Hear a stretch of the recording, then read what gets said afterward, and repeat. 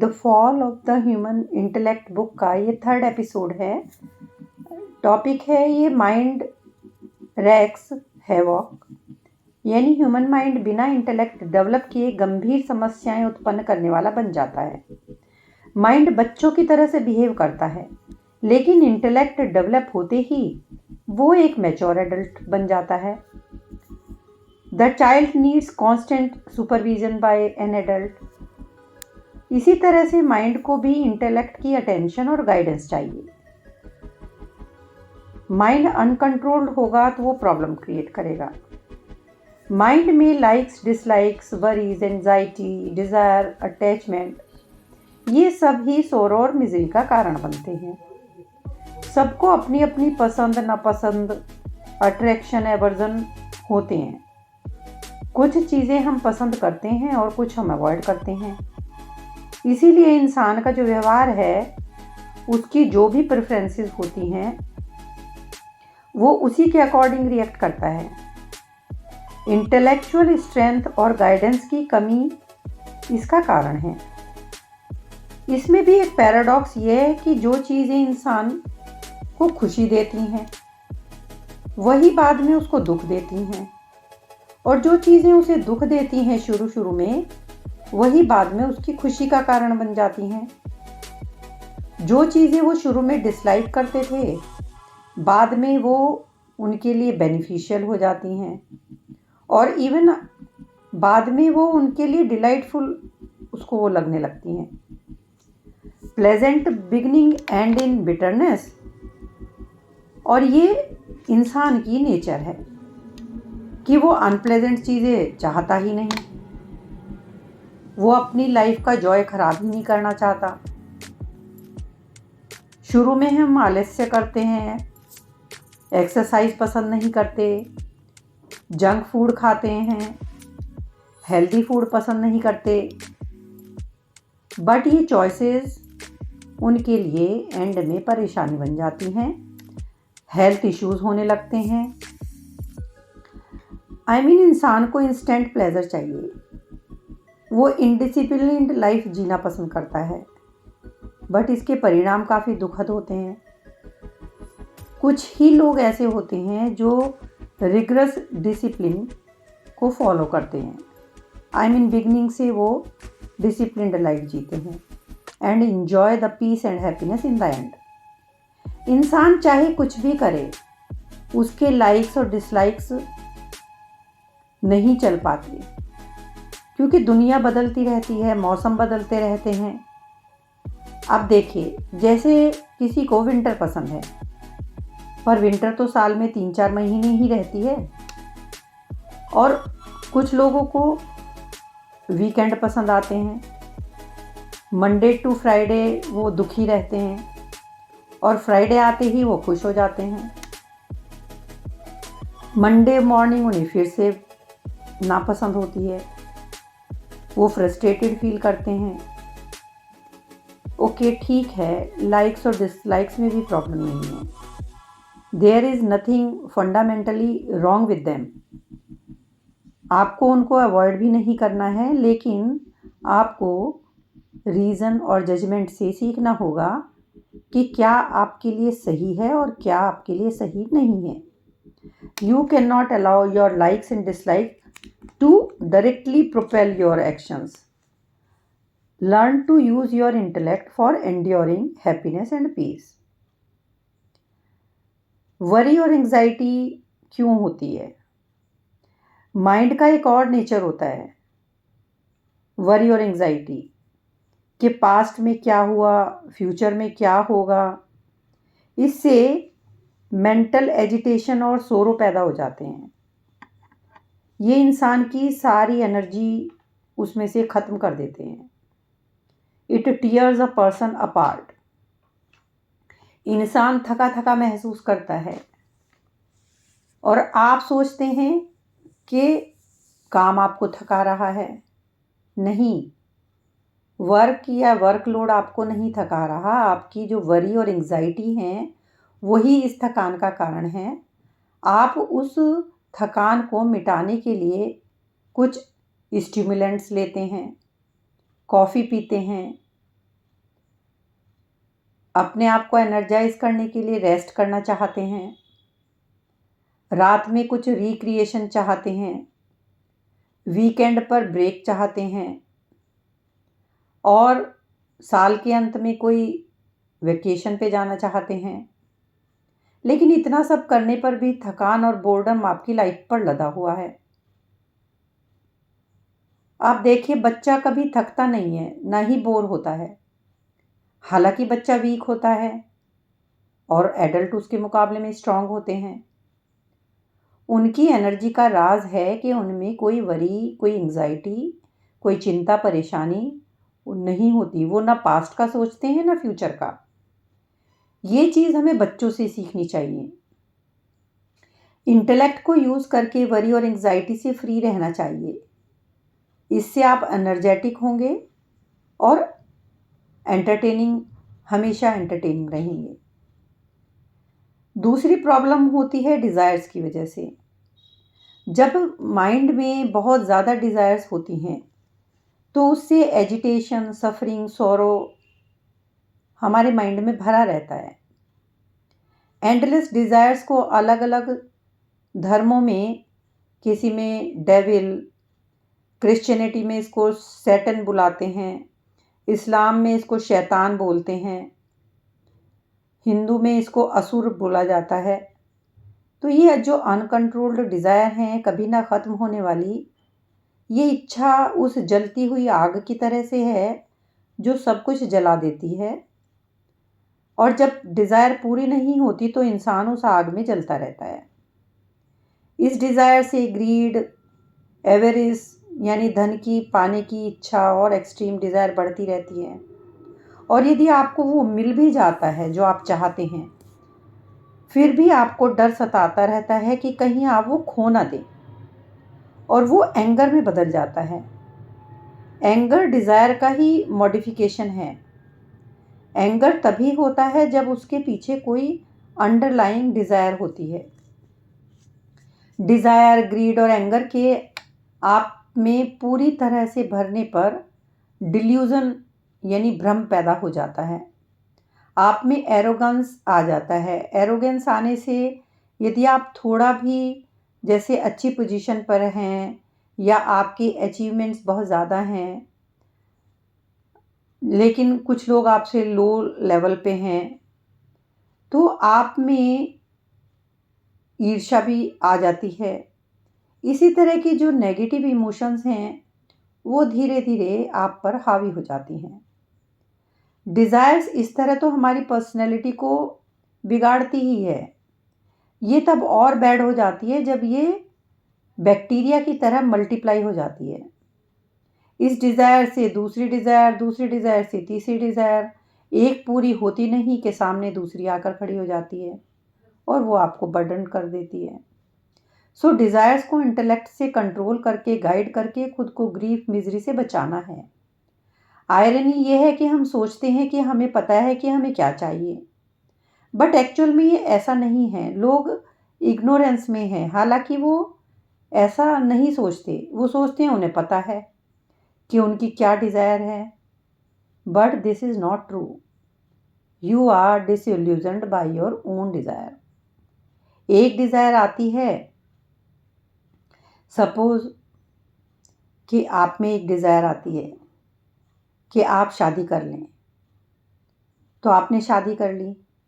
उसकी पूरी होते ही आप में दूसरी डिज़ायर पैदा होती है बच्चे पैदा करने की। उसके बाद उसमें डिज़ायर आती है पर्सन में हेल्थ के टुवर्ड्स, फिर पढ़ाई के टुवर्ड्स। सो ये एक चेन रिएक्शन है जो चलती ही रहती है।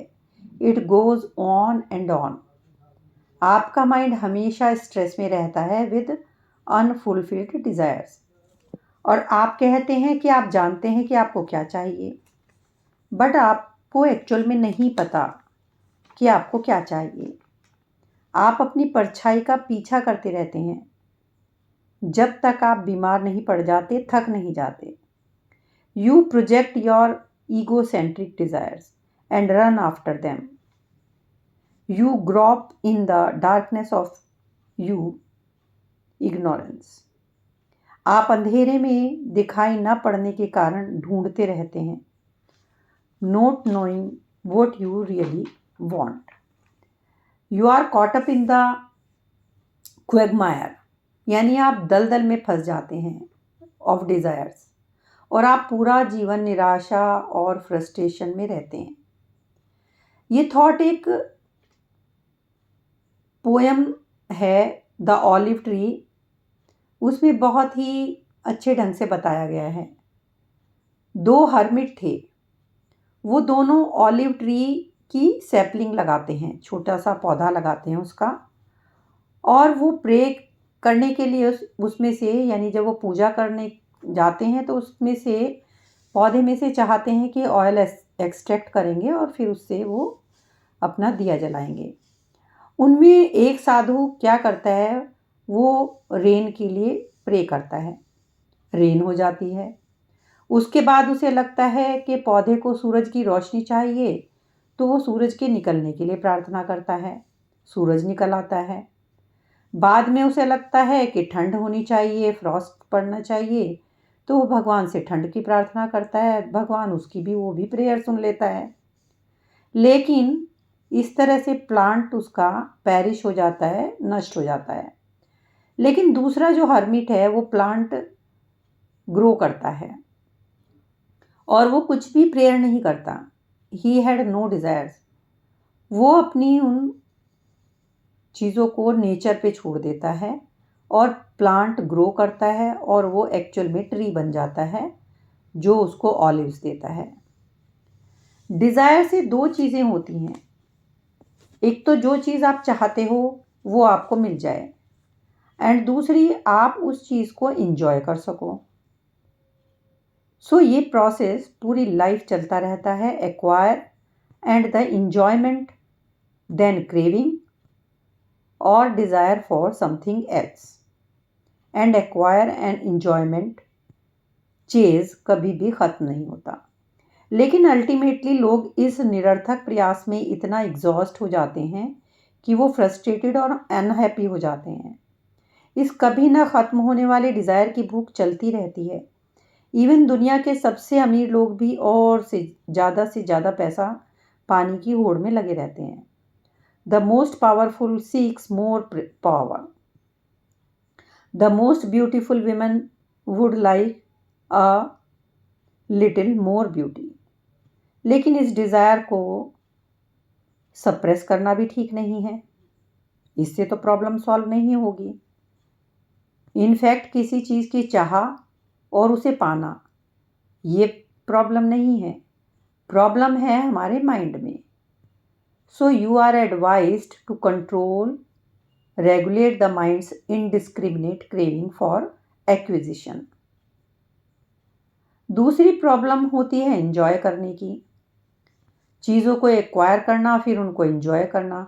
एक्चुअल में प्रॉब्लम एंजॉय करने में भी नहीं है, आपको उस एंजॉयमेंट से खुद को रोकना नहीं है, सिर्फ अपने आप को कंट्रोल करना है कि आप उसमें इंडल्ज ना हो जाएं, उसमें लिप्त ना हो जाएं। यदि माइंड में अनरिस्ट्रिक्टिव क्रेविंग होगी तो आपका पीस खत्म हो जाएगा एंड यू सफ़र।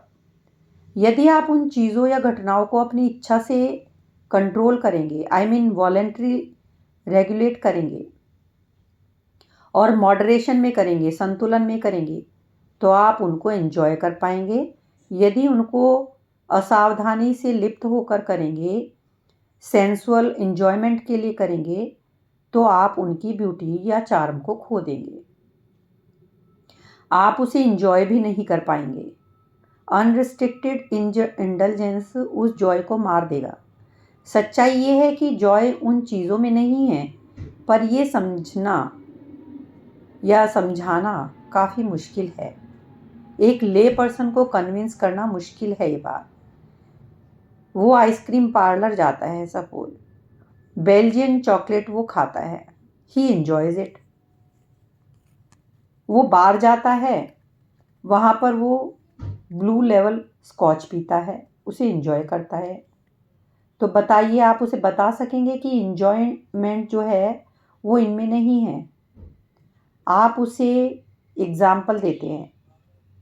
सपोज़ आप कहते हैं कि आप मूनलाइट में अपनी फैमिली के साथ बैठते हैं और मूनलाइट को एंजॉय करते हैं। चाँद की रोशनी आपको एंजॉयमेंट देती है। अब जो लोग ये बात जानते नहीं कि चाँद के पास अपनी रोशनी नहीं है, अपनी लाइट नहीं है, पर वो इग्नोरेंट लोग तो हमेशा यही कहेंगे कि मून से रोशनी आती है, और हालांकि उन्हें पता भी नहीं है कि there is no light in the moon. पर क्या आप उनको समझा पाएंगे? सो विजडम की कमी के कारण ये ट्रूथ मानना काफ़ी मुश्किल है कि जॉय उन चीज़ों में नहीं है। इसके अलावा अटैचमेंट भी माइंड की एक बहुत ही डेडली क्वालिटी है। जब हम छोटे थे तो हम टॉयज़ के लिए एक्साइटेड रहते थे। जब हम जवान हुए तो वेल्थ, नेम, फेम, पार्टनर वगैरह के लिए, उनके लिए पॉजेसिव होते गए। हमारा माइंड ऊपर नीचे घूमता रहता है, suffer from mental agitation and सोरो। और जब हम ओल्ड हो जाते हैं तो वरी और एंग्जाइटी हमें घेर लेती है। तो पूरा जीवन माइंड के इन अटैचमेंट से हम बर्डन रहते हैं। सो अटैचमेंट हमारी पीस और हार्मनी को डिस्ट्रॉय कर देता है, और यही बात जवानी से बुढ़ापे पे तक चलती रहती है। Actually attachment is a pollution of love. जब लव विटिएटेड होता है, दूषित होता है बाय सेल्फ सेंटर्डनेस या selfishness, it turns into attachment. और यदि अटैचमेंट फ्री है सेल्फ सेंटर्ड मोटिव से, तो वो वास्तव में लव बन जाता है। सो इक्वेशन ये है, attachment minus selfishness is equal to love, love plus selfishness is equal to attachment. दुनिया में यही अटैचमेंट वाला लव भरा हुआ है। लड़का लड़की मिलते हैं, अटैचमेंट डेवलप होता है, फिर वो शादी करते हैं, बच्चे करते हैं, घर खरीदते हैं, मनी अर्न करते हैं, और इन सब में अटैच्ड हो जाते हैं।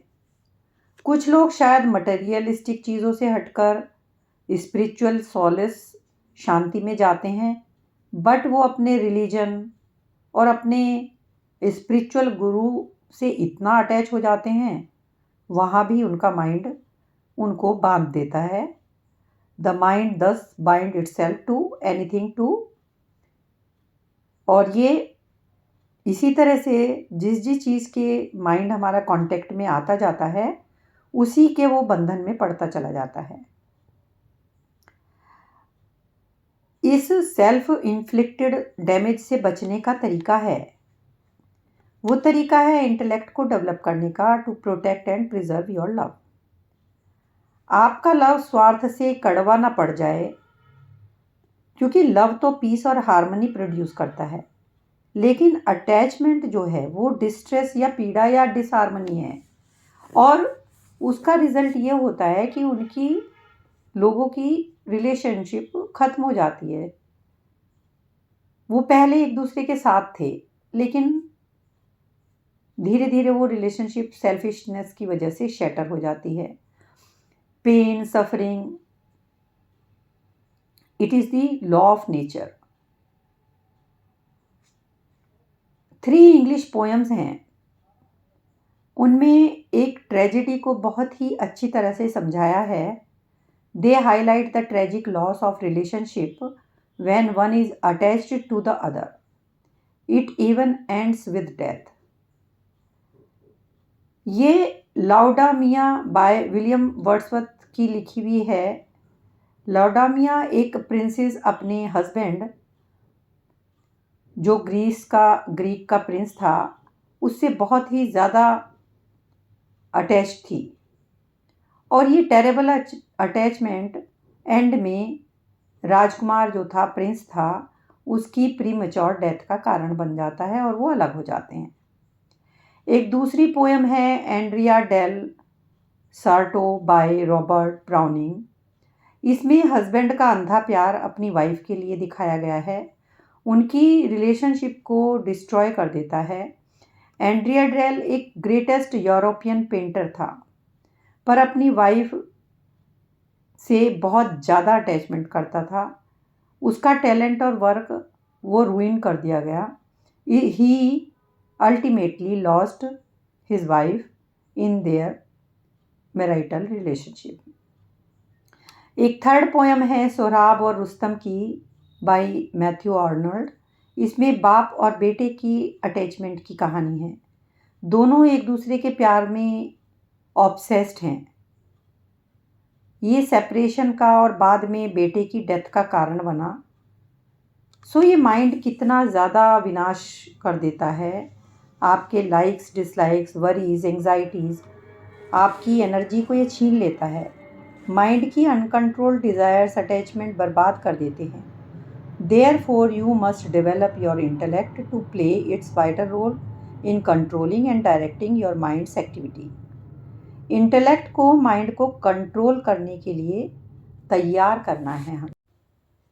नेक्स्ट एपिसोड में मैं आपको बताऊंगी कि इंटेलेक्ट का क्या रोल है और हमने क्यों सोचना छोड़ दिया है और इस नॉन थिंकिंग के क्या रिजल्ट्स होंगे, फेथ का क्या रोल है लाइफ में।